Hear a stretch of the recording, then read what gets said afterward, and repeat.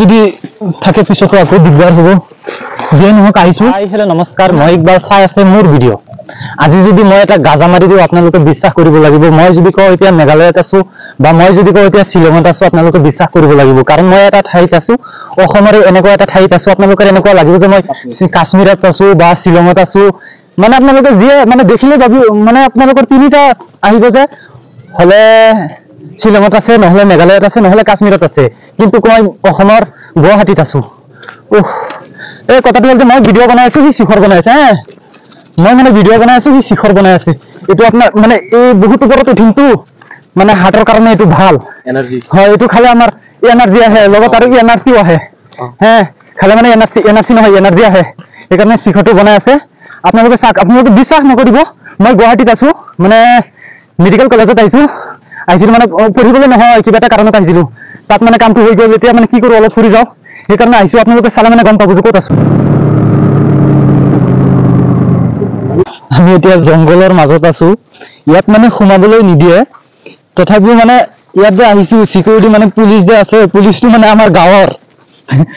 আমাৰ নিজা মানুহ সেইকাৰণে ইহঁতে আহি মানে আমাক চিনি পাইছে কাৰণে গম পাই যে ইয়াত মানে আমাৰতো ছোৱালী লৈ অহা নাই গাৰ্লফ্ৰেণ্ড লৈ অহা নাই কিবা কৰি দিম সেইকাৰণে সোমাবলৈ দিছে কৈছে যা অলপ চাই যা এতিয়া আমি একদম জংগলৰ মাজত আছো জংগল পাৰ হৈ কেনে অলপ মানে কি বেলেগ ধুনীয়া এটা ভিউ চাব ভাল লাগে নহলে কি আমি ইমান জংগল ভাঙি কেনে যাম নেকি চাওক জংগলৰ মাজেৰে গৈ আছো পুলিচে মানে কৈ দিছে যিমান পাৰো জলদি আহি যাবি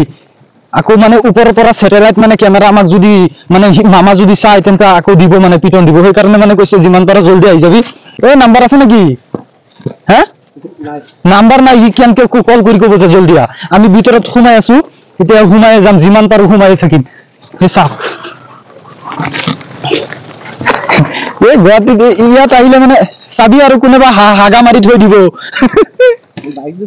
হাগি থৈ দিব পিছত আকৌ যাবি একদম তললৈ যাবি গুৱাহাটীত ইমান যে ৰুম আছে ধাবা আছে লজ আছে এইবিলাক কামে নাই যদি আপুনি ইয়াত আহিব পাৰে একো দৰকাৰ নাই যদি আপুনি ইয়াত আহিব পাৰে কিবা কাৰণত যদি আহিছে ধৰক আপুনি গাৰ্লফ্ৰেণ্ড লৈ আহিছে আহাৰ পিছত ধৰক পইচা নাই আপোনাৰ হাতত 1500 টকা নাই 1500 টকা লাগে মানে দাবাত গলে আৰু ৰুমত গলে আপোনাৰ হাতত এক পইচাও নাই আপুনি এটা ফ্ৰীত এটা কাম কৰক ইয়াত আহি যাওক জিএমসি পাৰ হৈ কেনে অলপ আহিব আহি কেনে ওপৰৰ ফালে আহিব মানে ৰাস্তাটো এইটো কি ৰাইট সাইডত নে লেফট সাইডত পৰিছে মানে সিধা আহিব লেফট সাইডত আহি কেনে ভিতৰৰ ফালে সোমাব আৰু পাহাৰৰ ওপৰত উঠিব এনেকুৱা জংগলত আহিব এই জংগল চাক এনেকুৱা লাগি আছে যে আমি ফৰঙত ঘূৰি আছো মানে ধৰক কাজিৰঙাৰ ভিতৰত সোমাইছো আৰু কাজিৰঙাটো নহয়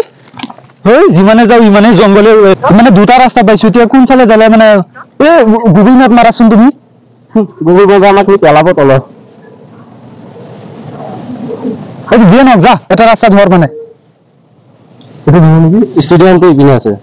ষ্টেডিয়ামটো ইপিনে আছে সেই পাহাৰ সেইটো সেই ওখটো সেইটো চাইডত আছে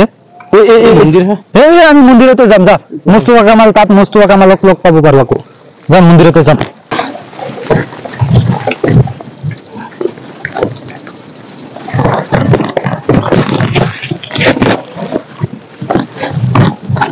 আপুনি বিশ্বাস কৰক ইয়াত আহিলে আপোনাৰ ফিলটো বেলেগ হ'ব ইয়াত আকৌ যদি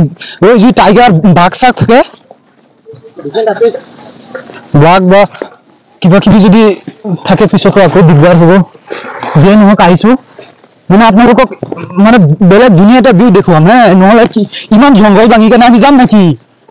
ইয়াত নাজাৰাটো মানে বেলেগ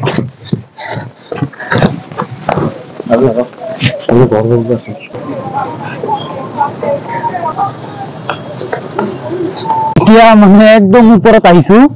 ধৰক আপোনালোকক যদি একেবাৰে যদি গোটেইখিনি গুৱাহাটী যদি একেলগে দেখুৱাই দিওঁ আপোনালোকৰ কেনেকুৱা লাগিব তুমি ভিডিঅ' চাইছো কিন্তু গুৱাহাটী কেতিয়াও দেখাই নাই ধৰা এতিয়া মই এনেকুৱা ওপৰত আছো এনেকুৱা লাগি আছে আমি হেলিকপ্টাৰৰ পৰা উঠি কেনে গোটেই গুৱাহাটী চাই আছো বেলেগ ধুনীয়া লাগি আছে মোৰ মানে কেমেৰাটো ইমান ভাল নহয় তথাপিও মই মানে দেখুৱাবলৈ চেষ্টা কৰিম ধৰক তই কেতিয়াবা গুৱাহাটী চাইছ নেকি মোৰ বিশ্বাস তই কেতিয়াও গুৱাহাটী দেখা নাই মই তোক মানে দেখুৱাই দিওঁ চা গুৱাহাটীখন কিমান ধুনীয়া বেলেগ ধুনীয়া এইটো চা তই কেতিয়াবা গুৱাহাটী আহিছ নে তইতো কেতিয়া গুৱাহাটী অহা নাই, কেতিয়া চা গুৱাহাটীটো চাই ল কেনেকুৱা লাগে। ওপৰত গুৱাহাটী বেলেগ দুনিয়া, তই কেতিয়া হে গাঁৱত আৰু বহি কেনে কি কৰিবি, অলপ গুৱাহাটী ফুৰ আহি কেনে। এই 5 টকা যে হয়, 5 টকা কেতিয়াবা শেষ কৰিবলৈ চেষ্টা কৰিবি। মই ধৰক যে ইমান যে ওপৰত আহিছো, কিবা কিবি চাইছো আৰু মানে মোৰ একো টেনচন নহয়, মানে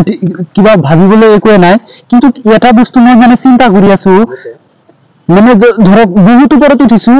কমচে কম 3 কিলোমিটাৰ ওপৰতে উঠিছো। ইয়াত মানে পাথৰ আৰু গিটি ইয়াত কেনেকে উঠাইছে, হে ইট বালি, ইয়াত যে ঘৰ বনাইছে, এই মন্দিৰ যে বনাইছে, মোৰ চিন্তাটো হ'ল যে ইয়াত এইবিলাক কেনেকে উঠাইছে, আপুনি কওকচোন। আমি নিজে খালি অকলে মানে নিজৰ দেহটো লৈ খালি ওপৰত উঠিছো, এনেকুৱা লাগি আছে যে এই কেইদিন পিছত মৰিব লাগিব। ইয়াত যদি আৰু 2 দিন উঠো, পিছত আৰু আমাক বিচাৰি নাপায়, কাৰণ আমাৰতো হাড়ৰ বহুত জোৰ। সেই চিন্তা কৰি আছো যে ইয়াত যে কাম কৰিছিল, ইয়াত যে ধৰক এই চিৰি বনাইছে, ইয়াত ওপৰত কোঠাৰ যে চিৰি কেইটা বনাইছে, এই মিস্ত্ৰীজন কেনেকুৱা আৰু যোগালীটো কেনেকুৱা, মই মানে সেইটো চিন্তা কৰি আছো যে সেই তলৰ পৰা প্ৰায় 3 কিলোমিটাৰ ওপৰত।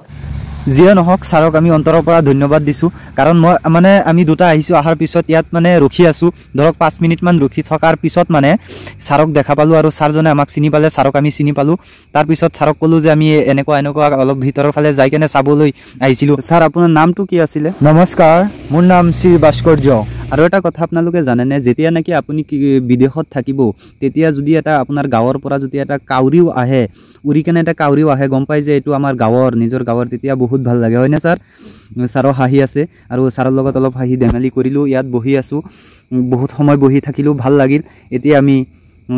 যেতিয়া নেকি ছাৰ আমাৰ গাঁৱত যাব, তেতিয়া নিশ্চয় আৰু ছাৰৰ লগত লগ পাম, ভাল লাগিব, ছাৰৰ লগত কথা পাতি ভাল লাগিছে। এয়া আমাৰ কালুৱা লগত আছে, এতিয়া আমি ঘৰত গুচি যাম।